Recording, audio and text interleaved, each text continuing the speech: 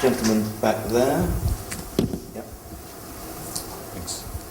Yeah, my name's John Ridley from Ocean Nourishment in Australia. Just a comment on the biological side of things. My suggestion would be to take the biological sequestration techniques out of geoengineering.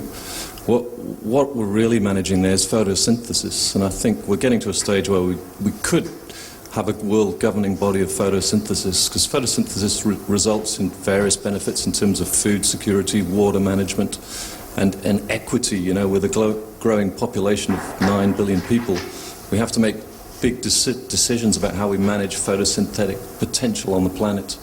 At the moment, we manage about 45% of photosynthesis on the land, very little in the oceans. But if we look at it from photosynthesis, I think it's a very powerful tool. Thank you. Gentleman in the blue shirt over there. Simon Terry, Sustainability Council.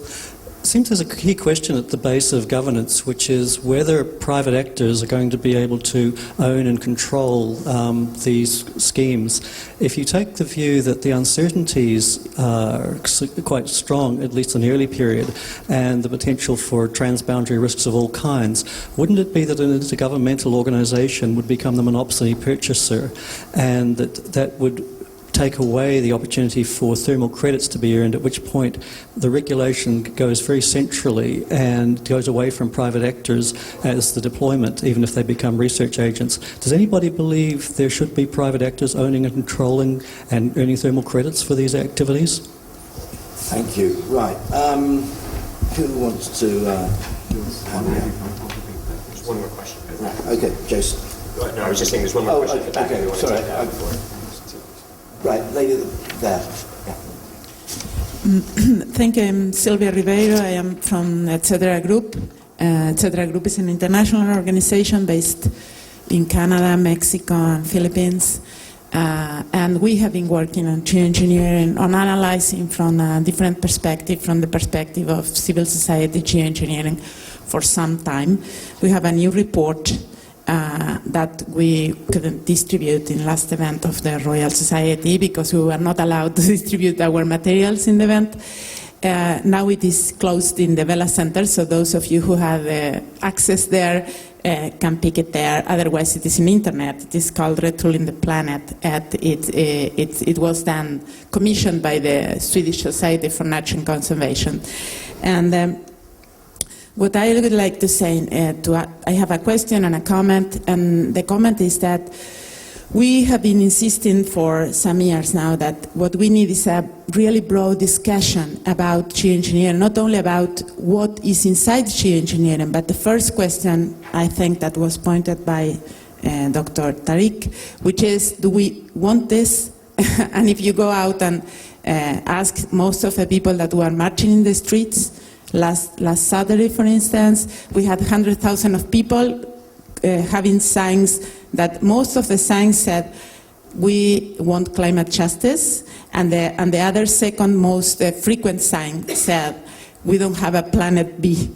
So we are here discussing on engagement on a plan B for a planet B that we don't have. So what I think is that we need a broader engagement socially to discuss this, because yes, it's true that research into this has advanced a lot in the last years, but it hasn't been any social really discussion on this. So we think the most important is to have this social engagement about which is the kind of alternatives we really need, where should the research money be put on, not only how we get more research on things that are already decided. Could we get the question, please? We need to move on.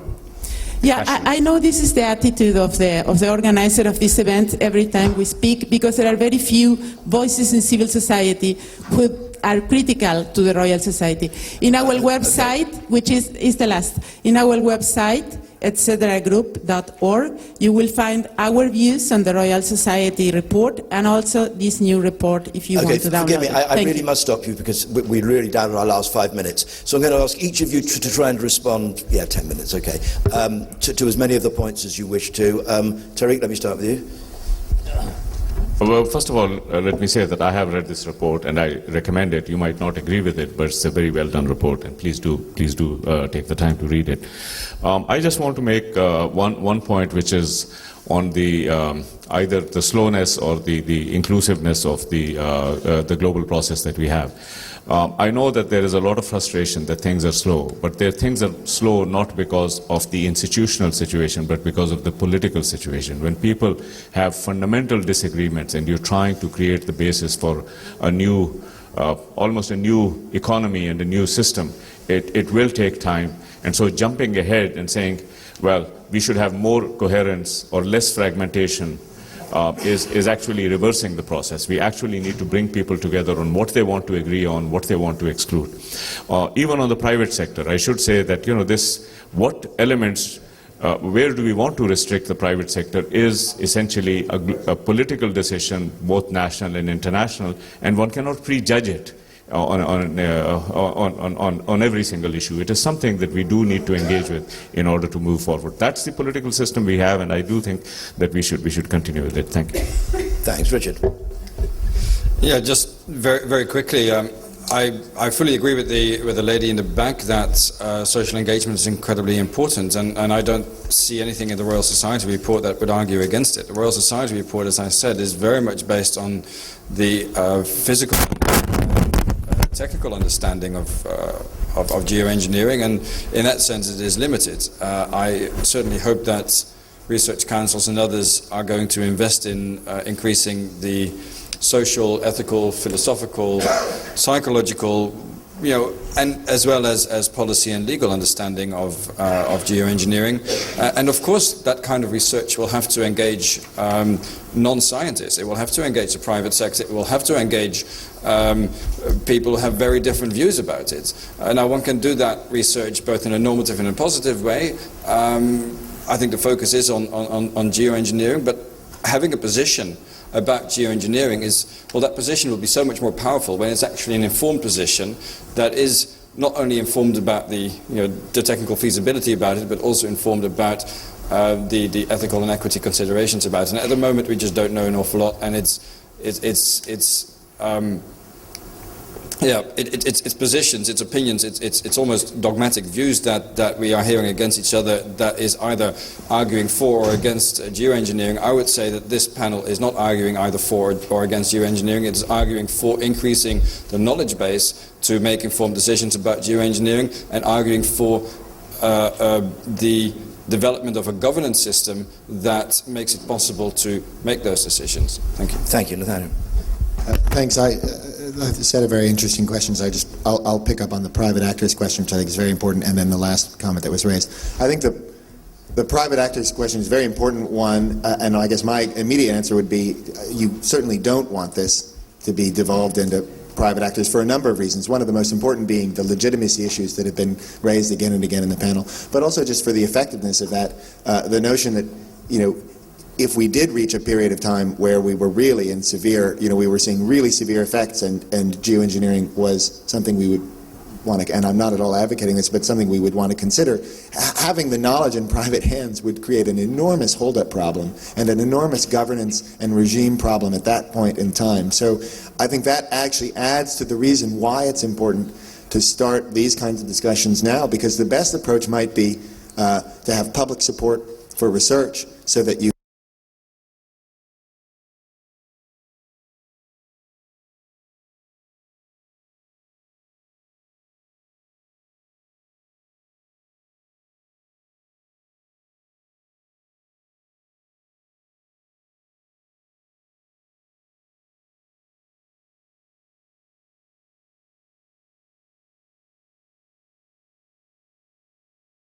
as was raised in the last comment, is the importance of inclusiveness and legitimacy in discussing these issues. I guess my only sense would be there's not necessarily any mutually exclusive nature between the kind of inquiry being done by the Royal Society and those kind of inclusive legitimacy, legitimate processes. I would say, if you go back to the distinction I raised, which was borrowing from Michael Oppenheimer and others, on between norms and sort of a regime, I think the discussion about norms and principles is one that needs to begin now, in the scientific community and civil society, and can start with the national academies and grow from there, as the Royal Society is doing and the National Academy in the U.S. is doing. And then you need a second track, which starts in the UN and starts this very broad-based consensus discussion.